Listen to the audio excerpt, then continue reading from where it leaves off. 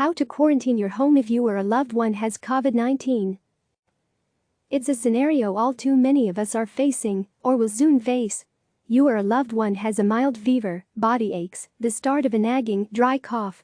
Food doesn't taste good nor smell as it once did. Maybe you have shortness of breath or struggle to breathe deeply. You've called your doctor, and you are suddenly face to face with the scary reality of COVID-19.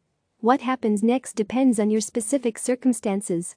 If you are having trouble breathing or are elderly and fragile, you may be hospitalized and tested for the virus. If you're not in immediate danger but potentially higher risk, you have underlying health conditions, such as diabetes, hypertension or lung issues, you're over 60, or you are immune compromised, you may be told to closely monitor your symptoms but shelter at home. The rest of us with symptoms but no additional known risk factors will also certainly be told to stay home, rest and drink plenty of fluids, all while keeping a close eye on how we feel. People who are mildly ill with COVID-19 are able to recover at home, the U.S. Centers for Disease Control and Prevention says. Do not leave, except to get medical care. Be sure to get care if you feel worse or you think it is an emergency, the CDC adds, but call first. And don't use public transportation, ride-sharing or taxis to get there. Now what? Are you prepared to take care of yourself if you're alone? What can you do to protect other family members who have been exposed and will have to stay home with you? Prepare in advance. Preparation is the key to a good plan. Before anyone in your family or community gets sick, the CDC suggests checking in with loved ones, relatives, neighbors and friends to exchange phone numbers and emails, and to find out if anyone will have special needs if they get sick. Have a list of your own emergency numbers handy. It should include your healthcare provider, local public health department, local hospital and ambulance service. Hopefully, you've been following standard hygiene practices. These are behaviors we should be doing daily, automatically, to protect ourselves from germs, colds and flu.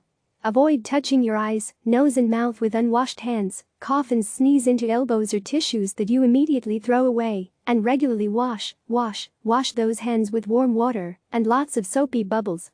Check out this proper hand washing technique to try while singing along to a song. If you're tired of Happy Birthday, here are some cool tunes you can substitute. When you can't use soap and water, use hand sanitizer that is at least 70% alcohol and rub thoroughly. The CDC says you should also be cleaning frequently touched surfaces daily with a regular household cleaner, followed by a disinfectant. In addition to bathroom surfaces, tables and countertops, don't forget light switches, faucets and sinks, cabinet handles, doorknobs, phones and keyboards. Social distancing is critical to containing the virus. Stay and work from home if that's possible, and limit contact with others. No cookouts, no play dates, no face-to-face dates. When you do leave for life's necessities, such as food and outdoor exercise, stay at least 6 feet away from others. Make sure you can eyeball how long 6 feet actually is. Parents and guardians should plan well in advance by setting up a structure in which all kids and potential caregivers know their roles and expectations, said pediatrician Dr. Tanya Altman, editor-in-chief of the American Academy of Pediatrics book, Caring for Your Baby and Young Child. Birth to age 5 and the Wonder Years. Many parents are going to get sick, Altman said. So what's the game plan? How are we going to isolate them and who's going to be the backup parent? You need to know what to do so you're not panicked and struggling if one parent gets a fever in the middle of the night. If possible, have a designated bedroom and private bathroom ready to use. Stock the room with all relevant forms of entertainment. TV, computer, iPad, books, even games that you could play via FaceTime or Skype. Speaking of planning, here's a list of some basic supplies to have on hand. A working thermometer to monitor fever, which is considered to be 100 degrees Fahrenheit, 37.7 degrees Celsius, and a method to clean it, such as isopropyl alcohol. Fever-reducing medications, such as acetaminophen. A box of rubber or latex disposable gloves and face masks. Face masks are for the sick and caregivers only. They are in short supply and should not be used by those who are not sick, the CDC says. A 60 or 90-day supply of necessary prescription medicines. Regular soap and 70% alcohol-based hand sanitizer. Antibacterial soap isn't necessary if you wash properly, and that way you will contribute to the world's growing antibiotic-resistant superbugs. Tissues to cover sneezes and coughs.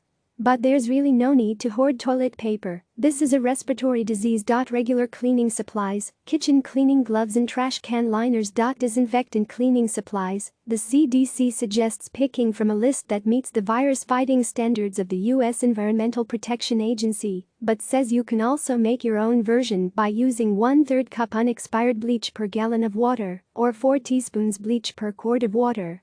Never mix bleach with ammonia or any other cleanser, it produces toxic gases.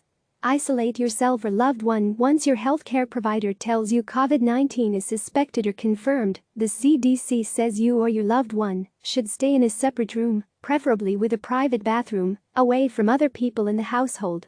If you live alone, that's not difficult. Your challenge is to monitor your symptoms and care for yourself when you're not feeling well. Be sure to have a plan in place to deliver food and medications, and find someone who can be responsible for virtually checking in on you on a regular basis. If you are part of a family, staying isolated can be challenging, especially if it's a small space or there are children in the home.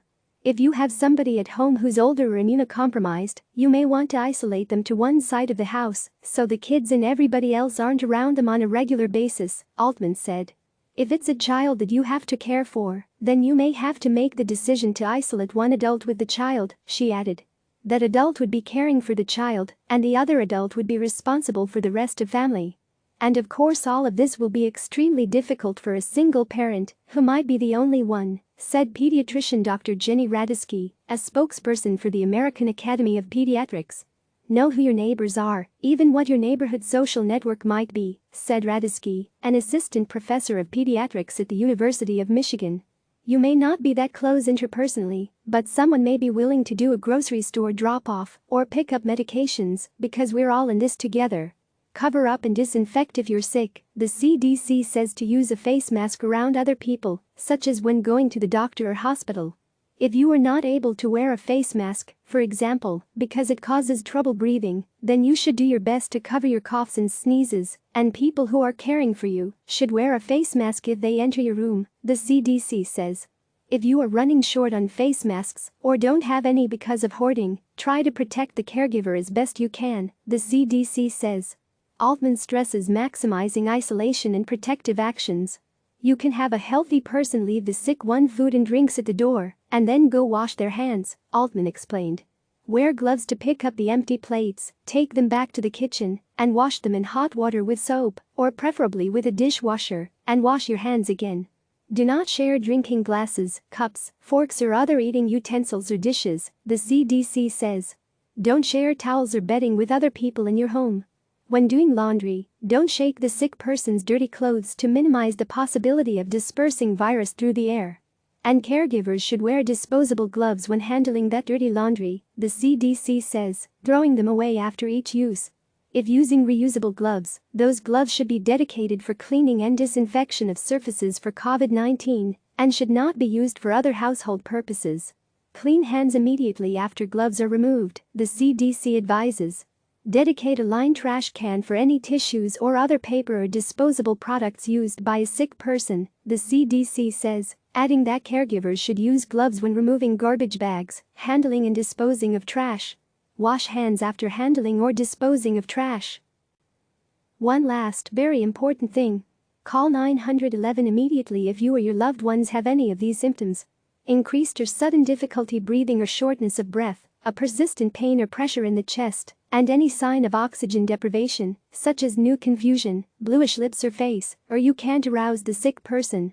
While these are key danger signs, this is not an exhaustive list, says American Medical Association President Dr. Patrice Harris, so call if anything concerns you. If the symptoms don't get better or they worsen, you should call your healthcare provider, the urgent care or the emergency department, Harris said. And if the shortness of breath is severe, immediately call 911. Keeping everyone else from getting sick, try to keep an airflow in the rest of the home, with open windows or doors with screens, or with air conditioning. Have everyone wash their hands at every opportunity. Clean and disinfect all those commonly shared surfaces, don't forget the refrigerator and microwave handles. Keep everyone as stress-free as possible, a hard task for sure, and focus on healthy eating, regular exercise and quality sleep. Even though there is no indication that pets can give or get COVID-19, the CDC suggests keeping pets away from sick people. Since animals can spread other diseases to people, it's always a good idea to practice healthy habits around pets and other animals, the CDC says. If you must care for your pet or be around animals while you are sick, wash your hands before and after you interact with pets. When is your quarantine over? A recent study that analyzed data coming from China found the incubation period for the virus can range from 1 to 14 days, with 95% of the patients experiencing symptoms within 12.5 days of contact. That falls in line with current U.S. recommendations that require a 2-week quarantine for anyone exposed to the virus. Keep this in mind when estimating an isolation period for family members who may have become sick after a loved one. As for the person with the coronavirus symptoms, the CDC says you may be well when you no longer have a fever, without the use medicine that reduces fevers, and other symptoms have improved, for example, when your cough or shortness of breath have improved, and you received 2 negative tests in a row, 24 hours apart. Check with your healthcare provider for full instructions. These are scary times, but hopefully these tips will help ease your anxiety and prepare you and your family for the worst, while hoping and striving for the best. Click subscribe to receive the latest news.